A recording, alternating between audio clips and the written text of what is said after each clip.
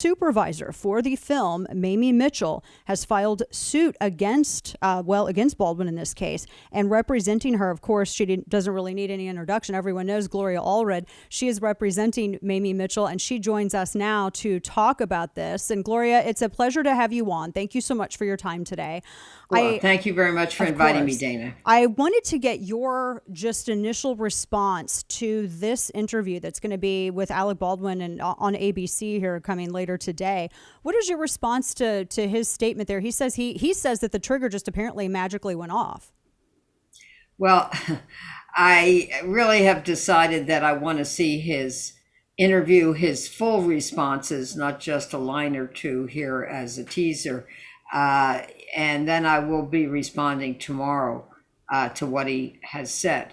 But when we filed our lawsuit recently on behalf of Mamie Mitchell, she was, as you said, the script supervisor, and she was standing very close in the line of fire, adjacent to Halyna Hutchins, may she rest in peace, when the bullet that was discharged from Alec Baldwin's gun hit Halyna and tragically killed her, and then went and right through her and hit Joel Souza, the assistant director.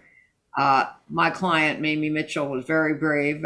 She was physically, she was emotionally harmed by what happened.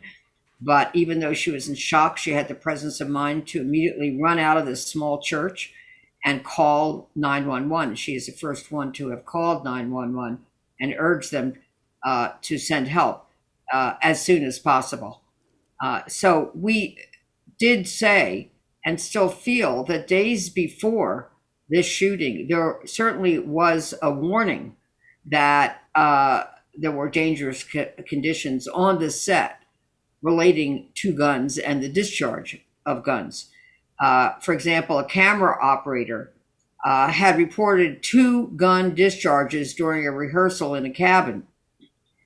Quote, and this is what was in a text message that he sent: "This is super unsafe," end quote.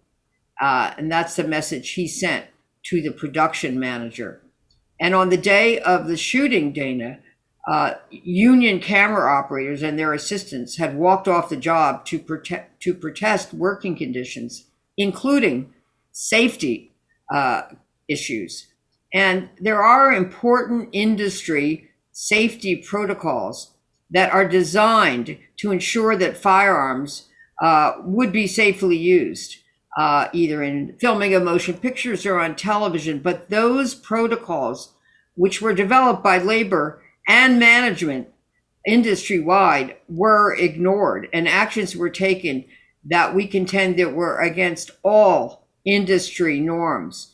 And here's some examples of the failure to follow industry safety protocols. First of all, live ammunition was allowed onto the set of Rust, despite the fact that live ammunition is never to be used, nor is it to be brought onto any studio lot or stage. And second, the gun was handed to Alec Baldwin by the assistant director, Mr. Halls. Guns are never to be handled by anyone other than the prop master or the armorer. And Mr. Baldwin, who is an industry veteran, knew that the gun in question should never have been given to him by the assistant director, and that he could not rely upon any statement by the assistant director as to whether or not the gun was safe to use. And this industry-wide safety bulletin for the use of firearms requires that all firearms are to be treated as though they are loaded. And Mr. Baldwin should have assumed that the gun in question was loaded, unless and until it was demonstrated to him that it was not, or it was checked by him that it was not loaded. So even if the assistant director made an alleged statement to Mr. Baldwin that the gun that he was handing to him was a, quote, cold gun, end quote, Mr. Baldwin should not have relied on such a statement. By the way, the industry norm is that it is the armorer who hands the gun to the actor and demonstrates to the actor in this case, Mr. Baldwin, that the gun round or chamber is empty. And Mr. Baldwin knew that this was the norm and that it was not followed. And he did not check the gun himself.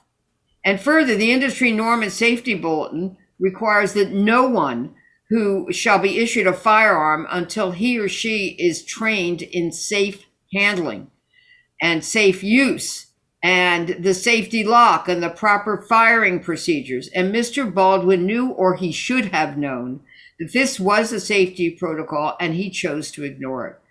And fifth, all guns and ammunition, Dana, are supposed to be secured throughout the production. And the armorer, in this case, Halyna Hutchins, is required to keep all the guns and ammunition locked up or to stay with the guns until they're used. And instead, the armorer is alleged to have allowed guns and ammunition to be left unattended on a rolling cart outside the church at midday on Thursday during the lunch break. And that, of course, is the day of the incident. And six, safety bulletins, which are published by this industry-wide Labor Management Safety Committee, are expected to be sent to everyone that gets the call sheet for the day. This was not done as required, and this is just one of the many safety protocols that were not followed that day. So we allege in our lawsuit that the events that led to the shooting by Mr. Baldwin of a loaded gun do not constitute just simple negligence on Alec Baldwin's part or the producers of Rust. Instead, in our opinion, Mr. Baldwin chose to play Russian roulette when he fired the gun without checking it and without having the armorer demonstrate in his presence that this gun was safe and did not contain live bullets. So his behavior and that of the producers, and he is also a producer as well as an actor, a producer of Rust, was reckless. And the fact that live ammunition was allowed on a movie set, the guns and ammunition were left unattended on a cart and allowed to be handled by those who had no business in handling them, the fact that safety bulletins were not promulgated or ignored makes this a case where injury or death was much more than just a possibility. It was a likely result. We can understand now why some of those workers on the set, the union members, were walking off. We're speaking with Gloria Allred, who represents script supervisor Mamie Mitchell for the film Rust, and of course that is the setting for that film, the death of Halyna Hutchins, and of course the injury of Joel Souza, as well as Mamie Mitchell being right there. I was reading, according to the lawsuit, her ears were ringing. It was a deafening sound. And she had also said from the lawsuit that there was not even supposed to be a firearm discharged that day. Well, yeah, she's the script supervisor. Yeah. And she knows what was next on the script. And the answer is that, first of all, this didn't even happen during a rehearsal, let alone the filming of the motion picture. Wow. This was Mr. Baldwin practicing for what would be the camera shots. The rehearsal had not started. Here's the proof. The proof is that if a rehearsal had been called, and that's what it's called in this industry, there would have been a slate. And it would have had the number of the next script page, which would have been 118C, on the slate.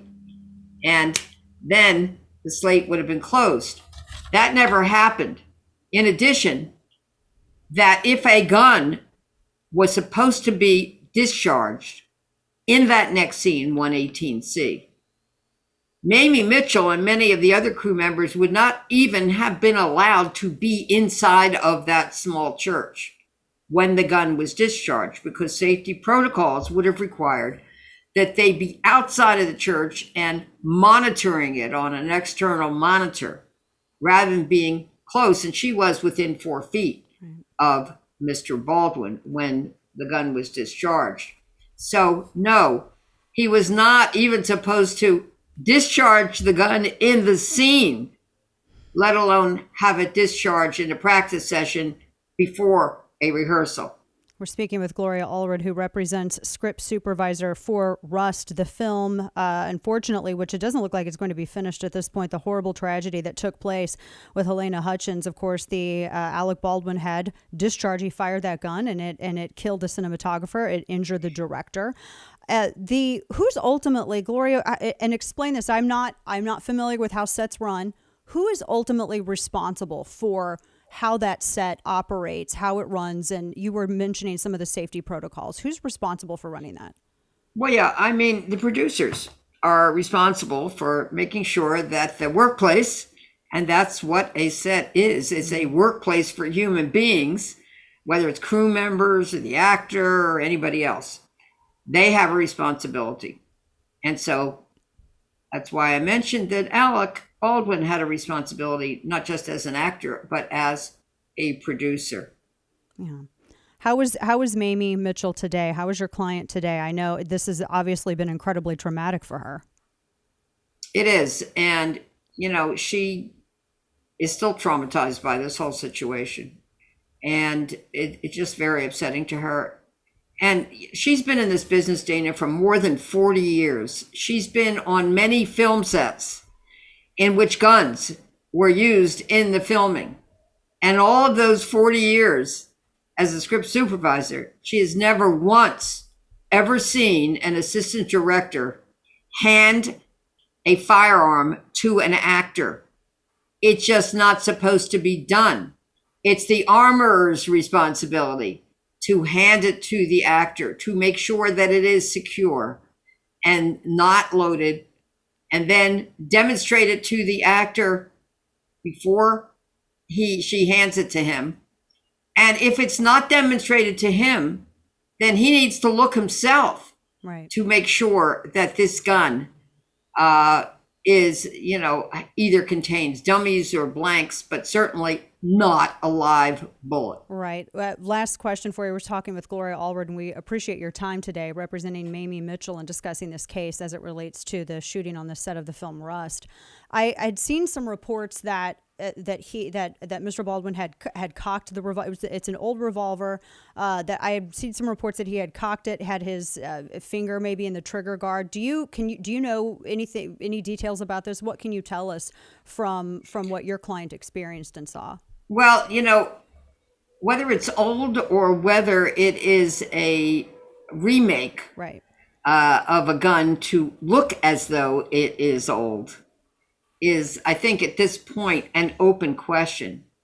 But certainly it was a gun that was working. Yes. Whether it was old and new to be made to look like it's old. And that's what led to this terrible tragedy. She's a hero, Mamie. She ran out. She made that 911 call, to get help. She loved and admired Halyna Hutchins. She's just heartbroken for the loss of her new friend and also a respected colleague, and just very upset about what happened to her, her director as well, Joel Souza. And it just remains traumatic. She's cooperated, and immediately when the detectives asked to speak to her, she spoke to them and did the interview with them, and she's cooperated with everything anyone has asked her to do. And so, we're going to wait and see what kind of justice can be won, but certainly there should also be justice for Mamie Mitchell. 40 years that she's been on sets, and with so many films that are made every single year, not just in California, but all around the world, where you have firearms on sets, and you rarely have these incidents, and that's because of the safety protocols on these sets. That's why you rarely have these incidents that take place. Point. Gloria Allred, representing Mamie Mitchell, the script supervisor for the film Rust. Our prayers are with the family of the Hutchins, and of course Mr. Souza's recovery, as well as your client, Ms. Mitchell, as well, because I can't imagine what that experience has been like for her. Thank you so much for your time today. We'll be watching. Thank you, Dana. Thank you. Thank you. Take care.